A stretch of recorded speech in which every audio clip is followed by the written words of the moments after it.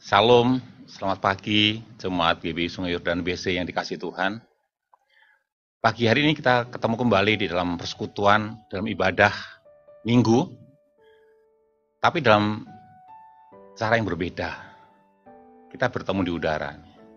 Tapi saya berharap bahwa meskipun kita berjumpa di udara, ini tidak mengurangi rasa kebersamaan kita, tidak mengurangi rasa kekeluargaan kita, dan terlebih lagi, tidak mengurangi berkat-berkat yang akan kita terima daripada Tuhan. Setuju Pak Ibu ya? Baik, amin. Kita semua tahu bahwa saat ini di seluruh dunia sedang mengalami situasi yang hampir sama, yaitu suasana yang tanda kutip menakutkan atau mencekam gara-gara virus corona ini, saudara. Dan orang-orang menanggapi ini dengan cara yang berbeda-beda. Ada yang menanggapi dengan santai. Udah, nggak usah takut. Biasa aja. Tapi ada juga yang menanggapi dengan cara yang serius. Takut, khawatir, nggak berani keluar. Gitu. Demikian juga di dalam gereja, di dalam lingkungan anak-anak Tuhan. Orang-orang juga menanggapi dengan berbeda-beda. Ada yang menanggapi dengan sangat pede berkata begini, udahlah nggak usah takut, sudahlah, kita kan punya Tuhan, kita punya Mazmur 91, kita perkatakan dengan iman, kita klaim janji Tuhan, kita percaya bahwa Tuhan akan melindungi anak-anaknya, begitu. Lalu menganggap orang-orang yang mengikuti anjuran pemerintah untuk melakukan social distance, menjaga jarak, yang kerja di rumah, tidak ke mall, tidak jalan-jalan dulu, menganggap mereka-mereka ini adalah orang-orang yang kurang beriman, katanya begitu. Imannya kurang, katanya begitu. Lalu, bagaimana seharusnya kita sebagai anak-anak Tuhan untuk menyikapi situasi keadaan yang saat ini kita bersama-sama hadapi ini? Yang pasti kita tidak akan berpatokan dengan apa yang kita dengar di luar sana. Yang pasti kita harus berpegangan pada satu berita. Bukan dari TV, bukan dari radio, tetapi berita dari surga. Itu apa kata firman Tuhan, yaitu kata Bapa kita di dalam surga. Firman yang mana yang harus kita pegang? Pagi hari ini akan saya sampaikan satu firman yang saya ambil dari Filipi pasal yang keempat, ayat yang ke-6 dan 7. Nanti saya selingi dengan Tesalonika 5 ayat 18. Saya baca untuk Bapak Saudara. Demikian firman Tuhan, Filipi 4 ayat 6. Janganlah hendaknya kamu khawatir tentang apapun juga, tetapi nyatakanlah dalam segala hal keinginanmu kepada Allah dalam doa dan permohonan dengan ucapan syukur. 1 Tesalonika 5 ayat 18 juga berkata, mengucap syukurlah dalam segala hal, sebab itulah yang dikehendaki Allah di dalam Kristus Yesus bagi kamu. Kembali ke dalam Filipi 4 tadi, ayat yang ke-7. Damai sejahtera Allah yang melampaui segala akal akan memelihara hati dan pikiranmu di dalam Yesus Kristus. Haleluya. Jadi untuk menghadapi situasi saat ini, Bapak Ibu Saudara yang dikasihi Tuhan, yang pertama, Bapa kita di surga berkata, jangan khawatir. Tapi ketidakkekhawatiran kita itu adalah ketidakkhawatiran yang memiliki dasar iman. Yaitu bahwa firman Tuhan, Tuhan Yesus sendiri berkata begini, ketika murid-muridnya sedang ragu-ragu, saudara, muridnya sedang ragu-ragu, lalu di dalam Matius 28 ayat 18 tertulis begini. Yesus mendekati mereka dan berkata, kepadaku telah diberikan segala kuasa di surga dan di bumi. Itu kata Tuhan Yesus. Lalu Rasul Paulus menulis dalam Filipi 2 ayat 10, berkata begini, supaya dalam nama Yesus bertekuk lutut segala kuasa yang ada di langit dan yang ada di atas bumi dan yang ada di bawah bumi. Itulah dasar iman kita untuk kita tidak merasa takut dan tidak merasa khawatir. Sebab kita tahu bahwa Allah yang kita sembah di dalam nama Yesus itu, Dia yang berkuasa atas surga dan bumi. Dia jauh lebih besar dari apapun yang ada di bumi ini, bahkan yang ada di surga. Firman Tuhan mengatakan, itulah dasar kita untuk tidak takut, dasar kita untuk tidak khawatir, yaitu firman Tuhan sendiri. Jadi, kalau orang mengaku percaya Yesus, tapi hati dan pikirannya dikuasai oleh ketakutan dan kekhawatiran, maka saya katakan bahwa sesungguhnya orang itu tidak mengenal dan tidak percaya pada Tuhan Yesus. Sebab tanpa disadari, orang yang mengaku percaya tadi, tapi takut dan khawatir memenuhi hatinya tadi,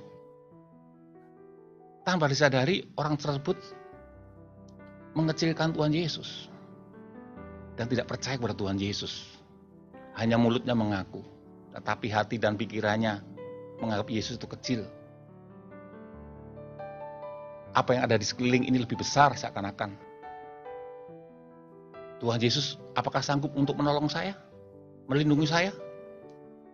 Itu yang ada dalam orang itu. Tetapi kita tidak. Karena kita mengenal siapa Tuhan kita. Kita mengenal betapa besar dan kuasanya Tuhan yang kita sembah dalam nama Yesus. Maka itu alasan kita untuk tidak khawatir. Itu yang pertama, Bapak Ibu Saudara. Yang kedua, selanjutnya, firman Tuhan mengatakan, tetapi nyatakanlah dalam segala hal keinginanmu kepada Allah dalam doa. Yang pertama, jangan khawatir. Yang kedua, berdoa. Iman kita kepada Tuhan Yesus, kita harus nyatakan dengan konkret. Bukan hanya iman di mulut, tapi kita nyatakan dalam kehidupan kita. Dengan cara apa? Yaitu dengan cara kita menundukkan diri kepada Tuhan. Kita merendahkan diri di hadapan Tuhan. Kita menyerahkan diri di hadapan Tuhan. Kita mempercayakan diri kita kepada Tuhan. Dan kita menyatakan, mengakui bahwa kita hidup bergantung kepada Tuhan. Tuhan, tanpa Engkau aku akan kalah. Tuhan, tanpa Engkau aku akan binasa. Tetapi bersama Engkau aku akan menang. Dan di dalam Engkau aku akan selamat. Haleluya. Itulah yang harus kita lakukan, Bapak Ibu Saudara. Semua itu kita nyatakan di dalam, dengan tindakan kita di dalam doa. Bahkan firman Tuhan mengatakan, tetaplah berdoa. Sebab doa itu adalah nafas kita. Dengan kita berdoa senantiasa, itu berarti kita terus-menerus menghirup kehidupan dari Sang Sumber Hidup.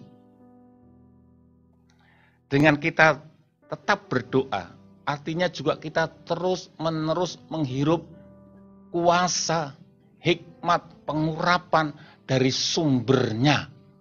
Itu Allah Bapa kita di dalam surga. Jadi, tetap berdoa.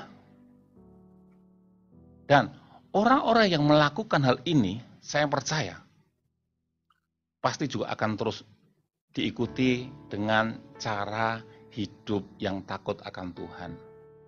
Yaitu hidup benar, hidup bersih,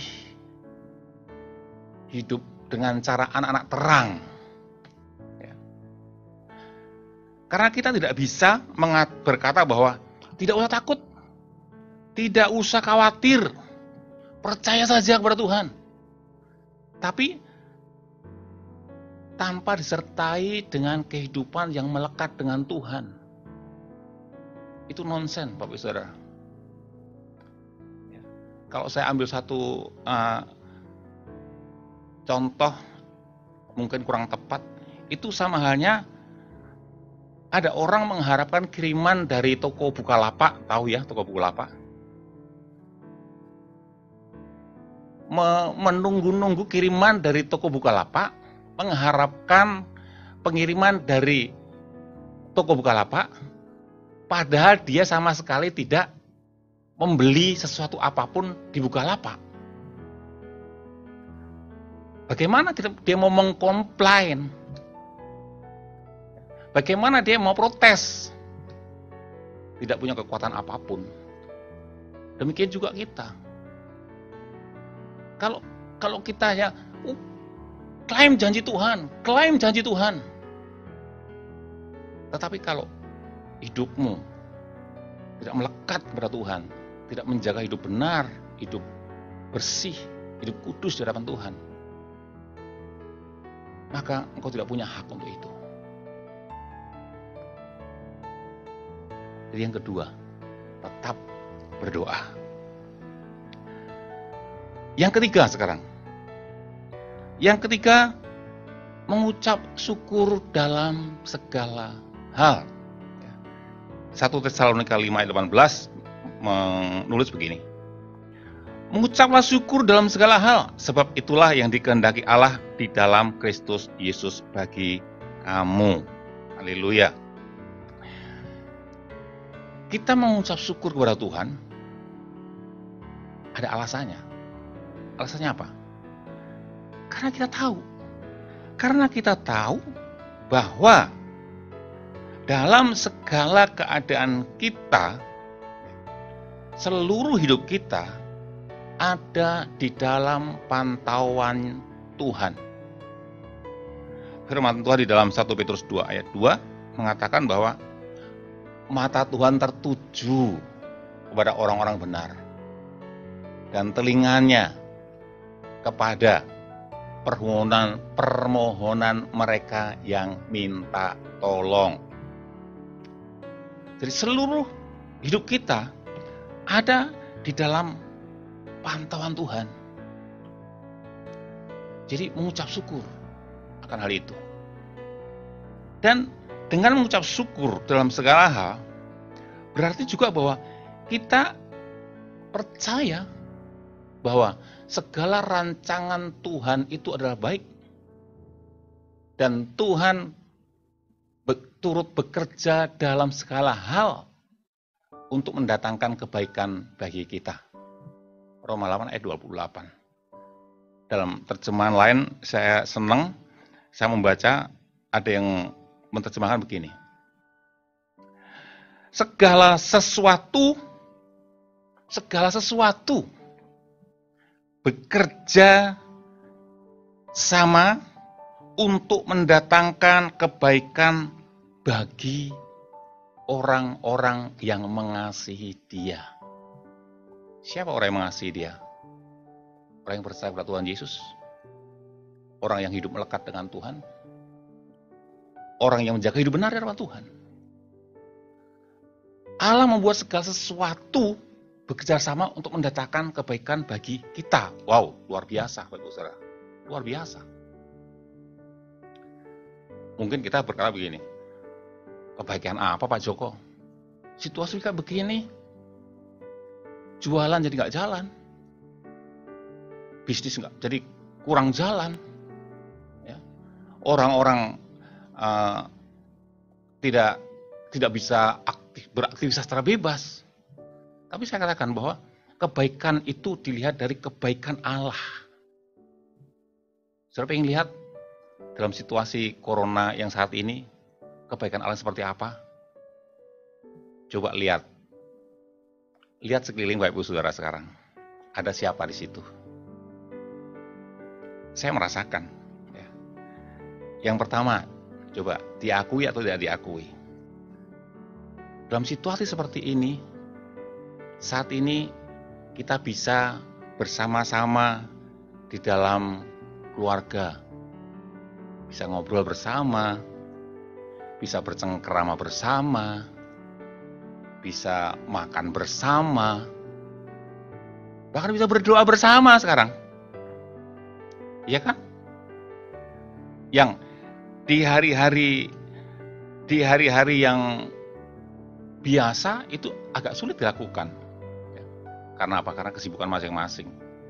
Ada yang bangun, ada yang anaknya udah bangun pagi, sekolah, bapaknya belum bangun karena ke kantornya agak siang.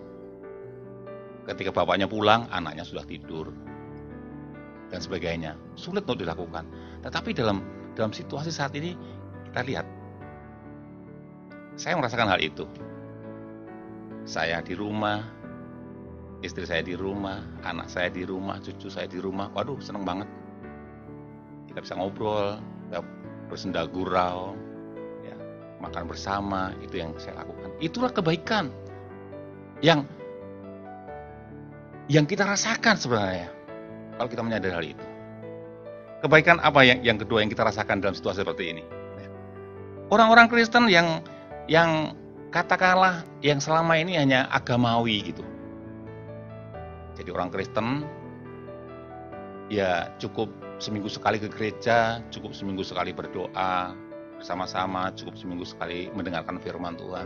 Tapi lihat, dalam situasi saat ini, banyak orang-orang Kristen yang tadinya suam-suam, sekarang apa yang dilakukan? Mereka giat mencari Tuhan. Mereka berdoa. Mereka mulai berseru-seru. Tuhan tolong saya. Tuhan tolong keluarga saya. Tuhan tolong selamatkan kami, sebab Engkaulah satu-satunya perlindungan kami. Betul Bapak Ibu Saudara? Itulah kebaikan-kebaikan yang Tuhan izinkan melalui situasi keadaan yang terjadi saat ini. Apabila kita lakukan apa yang saya sampaikan di atas tadi, janji Tuhan adalah damai sejahtera Allah yang melampaui segala akal akan memelihara hati dan pikiranmu di dalam Yesus. Haleluya.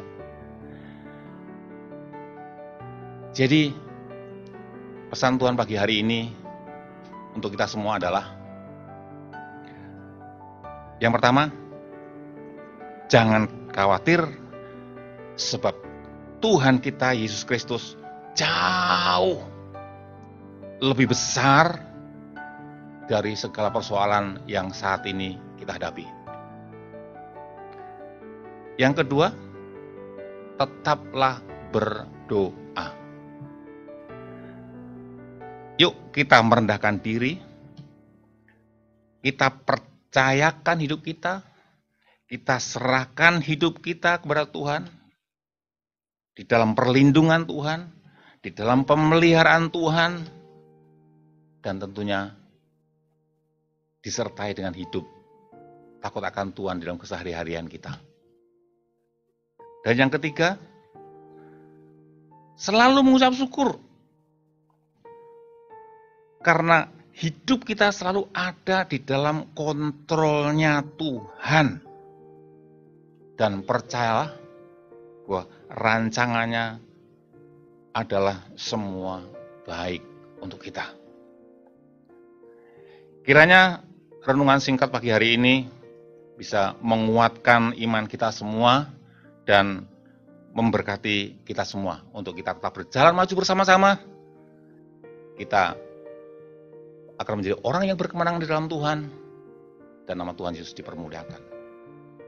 Mari kita berdoa. Tuhan Yesus, terima kasih untuk firman pagi hari ini.